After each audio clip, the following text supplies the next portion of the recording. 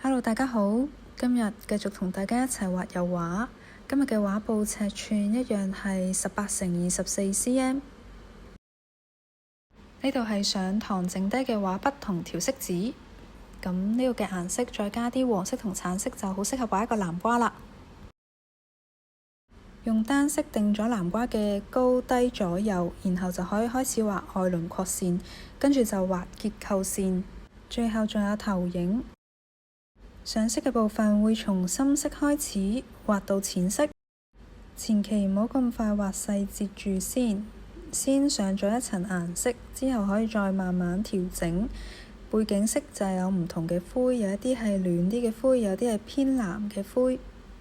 所有嘅地方都有顏色之後，我哋可以再從上至下處理細節。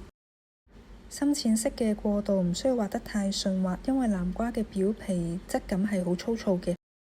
可以用點或者短嘅筆觸去畫返。畫細節嘅次序都係由深色畫到淺色。畫完南瓜之後，可以再調整一下影子嘅形狀，最後再整體整理一下南瓜所有嘅邊緣線。越近我哋嘅地方會越清晰，越遠嘅地方會越模糊，咁就完成㗎啦。